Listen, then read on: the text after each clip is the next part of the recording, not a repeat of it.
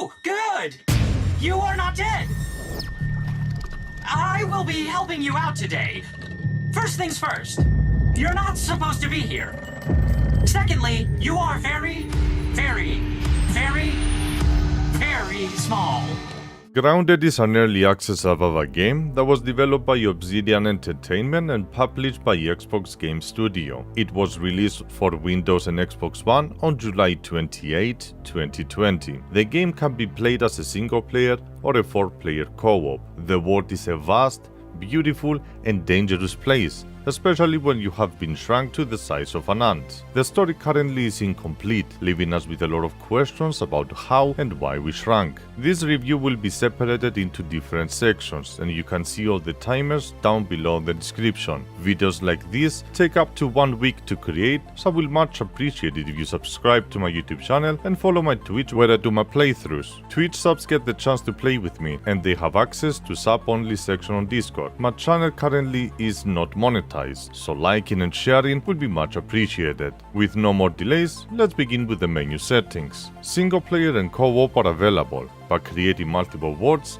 is a little clunky. Autosaves, custom saves, and creating different worlds are all put together in one tab. You cannot name your world, neither any of your custom saves, making this a bad design. When it comes to multiplayer, even if it's a Steam game, you need to have an Xbox Live account. After all, it is an Xbox port, so more inconvenient features will be shown later on. Under options, we can change the autosave interval from 5 to 20 minutes and the autosaves to keep from 0 to 5 before it gets overwritten. On my first 8 hours of playthrough, one of my main story quests was bugged and I couldn't continue unless I was willing to create a new world and start from zero. If I had the option to go back to my previous save from 1 hour ago, that could have solved my issue. Nonetheless, 5 autosaves is too low. Under display we get the chance to feel how a console player customizes their settings when expectations meet reality. At least allow me to remove the depth of field, one of the most critical and must-have options in this game. Keybinds for mouse, keyboard and controller can be customized, allowing you to play the game as you like. Audio settings with all of the important sliders, and finally accessibility tab with arachnophobia slider that has 5 different levels. Currently you are listening to the menu music, so now let's jump into the game.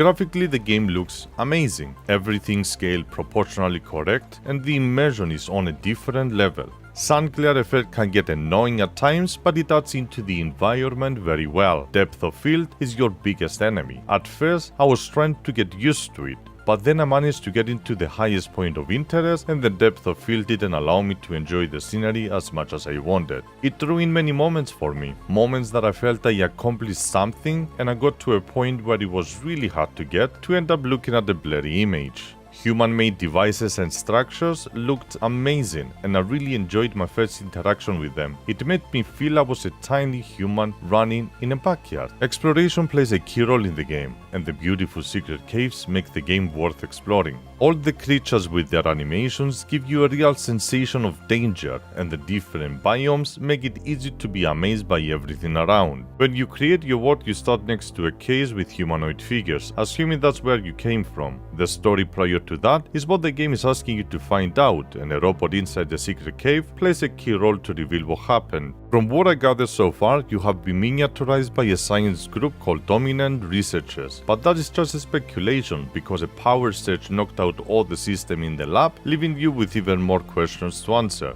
Holotapes of the Scientist working on shrinking different items can be found around the lab and world, but here is where the story stops. The real question is who hired the science group and what are they trying to accomplish? Are we part of the purge? Or are we sneaky kids that invaded someone's lab and shrunk ourselves? More of the story will be released as the game develops. All you left with now are side quests from the robot that gives you rewards such as unique recipes. You can finish the story within 30 minutes if you just follow the questline, leaving us with the gameplay and replayability. It is a survival game. Hunger and thirst is the elements to keep you alive. Water drops can be found at the edge of grasses. Juice containers scattered around the world, mushrooms in different locations, and eatable insects will be your diet for the day. Armor, tools, and weapons can be crafted using your inventory crafting tab or the workbench. Research labs can be found early on in the game that will allow you to research resources to unlock recipes. The important tabs here are tools, workbench tools, gear, snacks, base building, meal prep, and utilities. Crafting is very limited and most of them even worthless. It is a nice starting point, but definitely has to advance soon. When it comes to building, everything has a snapping point, making the creation of your unique house an easy task.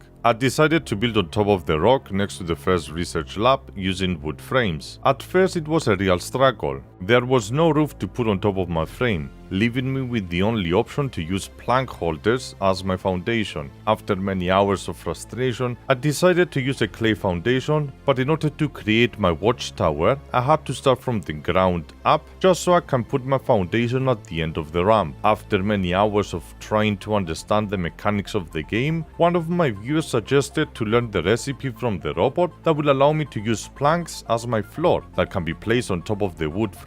That was a lot of frustration, and the built-in recipes shouldn't be hidden inside the robot's tab. I am sure I'm not the only one that fell into this. After 40 hours of gameplay, I understood how the built-in works and I created my first tower that I was planning to expand.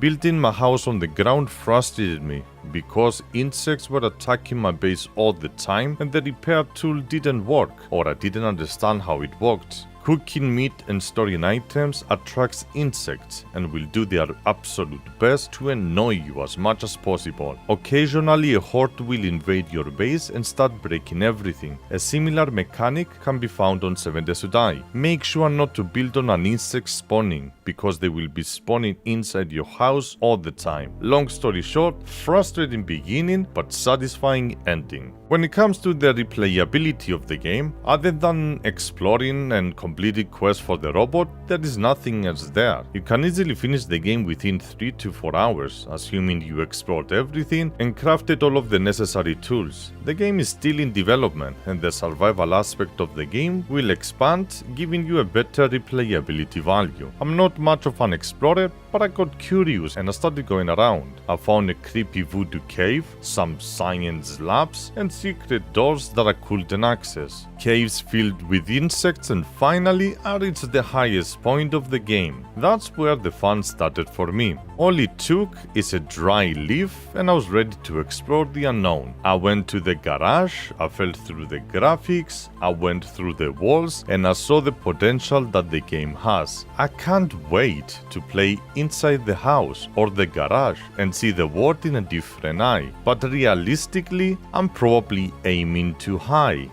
Well, back to reality. The animation of the character is solid and the combat can be challenging at times, so learn how to block and attack. When you gather your resources, the game uses a common mechanic which is break and find. At least that's how I call it. You chop the grass and everything fall around. Then you need to go and pick them up one by one, and if it's too big, you hold it in your hands. This mechanic can be found in games such as Myth Survival and The Forest. I'm not a big fan of this, especially when I was gathering clay to build my house. Not only the sound annoyed me, but the fact that I had to dive underwater and look for them made it kinda bad. I am on a high-end PC, and occasionally lag spikes around my building was occurring. Nothing too crazy, but worth mentioning. Grounded hates you. It hates you that much that will do their absolute best to throw as many spiders and other insects right in your face to kill you. Even though it was challenging and annoying at times, it didn't really bother me that much, because I could easily identify their movement patterns without even trying. I killed the spider boss under the tree at max difficulty with any gear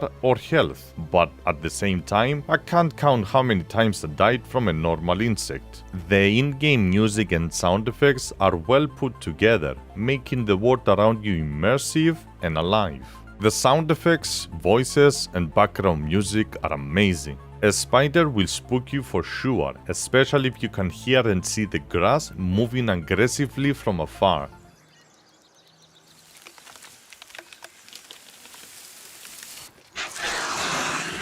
It's worth mentioning the fact that the game has an in-game map and a console wheel to communicate with your teammates when needed. For a PC player, that console wheel makes me feel weird. An early access title comes with a lot of bugs and issues, such as audio distortion, occasional crashes, day-to-night cycle stops, ants spawning inside your house, and the list goes on. Most of the issues might already be fixed, but the biggest issue that developers are currently facing is the lack of content. The game has the potential to become a really good survival game, but at the current price tag, the game is not worth buying. Realistically, the game should have been $10. We will see whether the game will evolve into a good storytelling survival game or just another base building we've seen before. Only time will tell. That concludes my review for Grounded a few days after the first launch. Agree or disagree? Let me know down below on the comments. Thank you very much for watching, I appreciate that, and if you want to see my playthroughs live, make sure to follow my Twitch channel. Other than that, I'm gonna see you again on the next one. Bye!